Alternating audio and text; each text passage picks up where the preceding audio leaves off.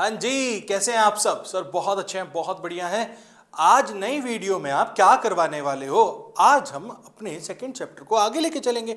Obviously जब chapter 2 start किया हुआ है तो आगे तो जाना ही है और बहुत ही अच्छे ट्रीटमेंट की बात करने हम आपके साथ आए। बट पहले जाओ जरा फटाफट खड़े हो। क्या करें सर? सब्सक्राइब करो यार जाके चैनल को, कर ही नहीं रहे हो। हाँ जल्दी चलिए बात करते हैं। हम लोग आज accounting treatment of reserves, accumulated profit and losses, ठीक है, प्रॉफिट की भी बात करेंगे और लॉसेस की भी बात करेंगे। सारी बातें करनी है तो करते हैं सर। देखो इसमें केस है हमारे पास दो। क्या सर? जब हम इन सब चीजों को ट्रांसफर कर रहे हैं अपने कैपिटल अकाउंट में तो क्या ट्रीटमेंट होगा। सेकंड, अगर हम ट्रांसफर नहीं कर रहे हैं कैपिटल अकाउंट में, नॉट टू बी ट्रांसफर्ड, तो क्या करना है सर? दोनों केस को इसी बार समझा दोगे, इसी वीडियो में आप समझा दोगे? हाँ बिल्कुल समझा देंगे, प्लस क्वेश्चन के साथ समझाऊंगा, चिंता मत करो। तो एंड तक देखना जरूरी बन गया आपके लिए वीडियो, और बहुत छोटी, ज्यादा कोई बड़ी वीडियो नहीं है, 15-20 मिनट में सब सही हो जाएगा। चलिए बात करते हैं अपने पहले केस की। पहला केस है when to be transferred to capital account, when reserves, accumulated profit, losses transferred to capital account. Capital account में हमें ट्रांसफर करना है। ये देखो आपके लिए एक बहुत इंपॉर्टेंट बात, सेम ट्रीटमेंट है पीएसआर चैप्टर 2 का, सेम है चैप्टर 3 के लिए और सेम है चैप्टर 4 के लिए। Retirement, admission, change in PSR, same treatment. Lottery है आपकी इस वीडियो की, तो बात ही निराली है, लॉटरी है आपके लिए। क्या कह रहा है पहला केस? ठीक है, जब हम कैपिटल में ट्रांसफर कर रहे हैं, ठीक है, कैपिटल में ट्रांसफर कर रहे हैं तो हमारी जनरल एंट्री क्या होगी? ये केस है तो वही यार, ठीक है, व्हेन, या हम बात करें रिजर्व्स एंड एक्यूमुलेटेड प्रॉफिट्स की पहले, ठीक है।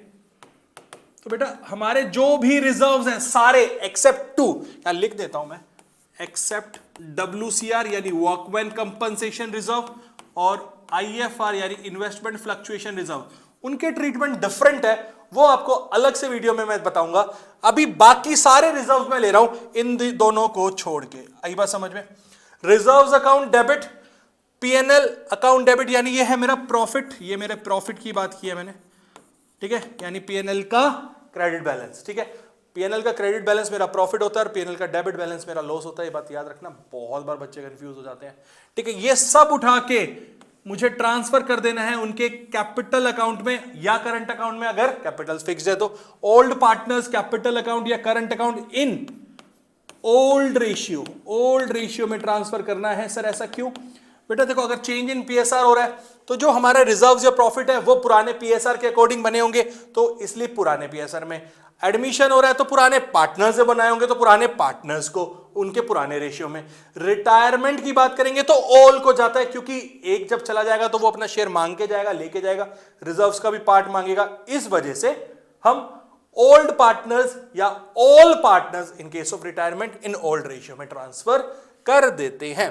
यहां तक कोई दिक्कत? ये हमने बात की रिजर्व्स एंड एक्यूमुलेटेड प्रॉफिट की। चलिए सर बात कर लेते हैं एक बार लॉसेस की भी।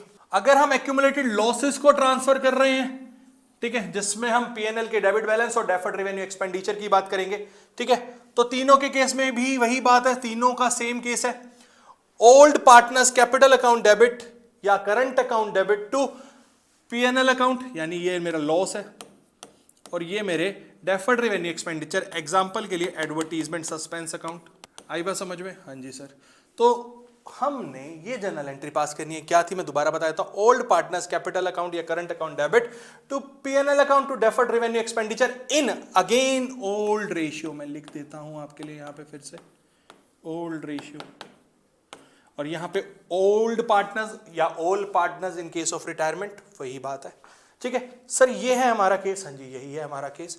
तो अब बात किसकी करनी है सर? अब बात एक क्वेश्चन की करते हैं इसी के रिगार्डिंग। आइए चलिए एक क्वेश्चन देखते हैं, आपकी DK गोयल बुक का इलस्ट्रेशन नंबर 24 है। ये क्या है मैं लिख देता हूं, इलस्ट्रेशन नंबर 24 करंट एडिशन में, ठीक है। Babita, Kavita and Dinesh are partners, ठीक है, ये दो तीनों पार्टनर्स हैं। On 1 April 2024 they decided to change the PSR to 235। इसका मतलब ये न्यू PSR है, ओल्ड की कोई इंफॉर्मेशन नहीं है, तो we will assume it to be equal. Okay. On this date, balance sheet shows a balance of 60,000 in contingency reserve. एक रिजर्व है जिसमें 60,000 का बैलेंस है, and a debit balance of profit and loss, यानी ये लॉस है मेरा, ठीक है, 1,20,000. Goodwill of the firm is valued at 60,000। Goodwill का भी साथ में ट्रीटमेंट कर देंगे, क्वेश्चन ने दिया हुआ है, कह रहा पास जनरल एंट्री। जर्नल एंट्री को पास करते हैं। कोई इशू नहीं सर, करते हैं। तो बात करते हैं आगे सॉल्यूशन की, आइए देखते हैं सॉल्यूशन। बेटा सबसे पहले हमारे पास रिजर्व था, एक कंटिजेंसी रिजर्व जो मुझे ट्रांसफर करना है, ठीक है, टू कैपिटल अकाउंट, और ओल्ड रेशियो में करना है जो कि इक्वल था, और वैल्यू है मेरे पास 60,000। तो फर्स्ट एंट्री हो जाएगी मेरी contingency reserve account debit to old partners. कौन कौन है मेरे? Babita capital account to Kavita's capital account and to Dinesh capital account. ठीक है, ओल्ड रेशियो मेरा इक्वल था, 60,000 को मुझे ट्रांसफर करना है, ठीक है। तो 20,000 20,000 20,000। यहां तक कोई प्रॉब्लम नहीं सर? यहां तक कोई प्रॉब्लम नहीं है। अब बात करते हैं हमारे लॉस की, ठीक है। सेकेंड एंट्री मेरी लॉस हो जाएगी जो कि 1,20,000 का था, तो एंट्री हो जाएगी Babita's capital account debit, Kavita's capital account debit, Dinesh capital account debit to profit and loss account.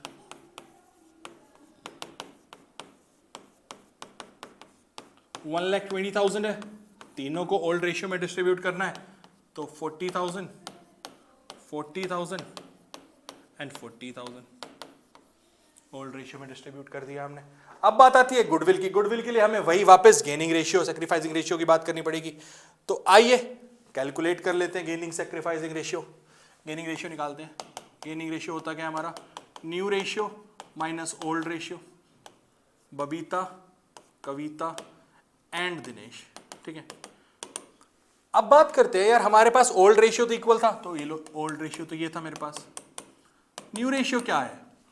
New ratio है हमारे पास 2:3:5, 2:3:5। इसका मतलब हो गया 2/10, 3/10 एंड 5/10, ठीक है। तो कैलकुलेट कर लेते हैं, चलिए।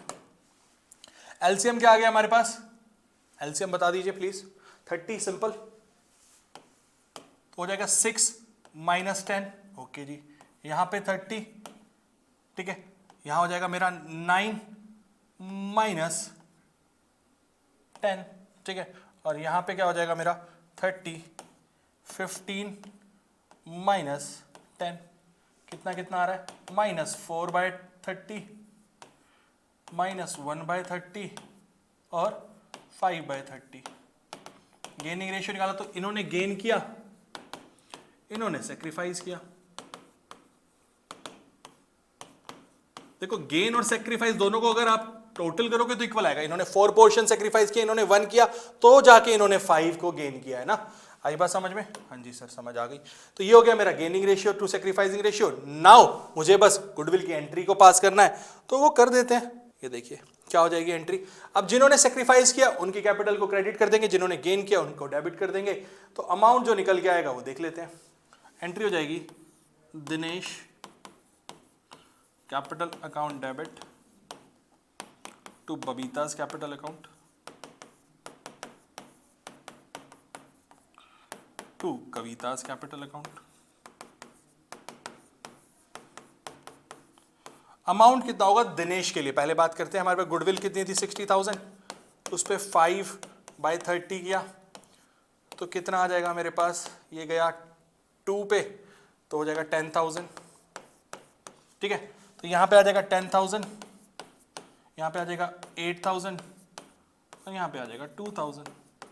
This will be your journal entry. I guess ऐसा ही रहेगा, ठीक है। तो केस 2 की बात करते हैं आगे। जब हमें पता है हमें रिजर्व्स या अपने एक्यूमुलेटेड प्रॉफिट लॉस को ट्रांसफर नहीं करना है अपने कैपिटल अकाउंट में, तो सर फिर उस केस में क्या करेंगे? ये लो, ये बनाया आपके लिए एक बहुत प्यारा सा बबल।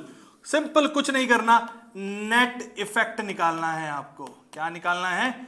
नेट इफेक्ट निकाल के गेनिंग सेक्रीफाइसिंग में ट्रांसफर कर देना है। गेनिंग रेशियो सेक्रीफाइसिंग रेशियो वाला ट्रीटमेंट कर देंगे।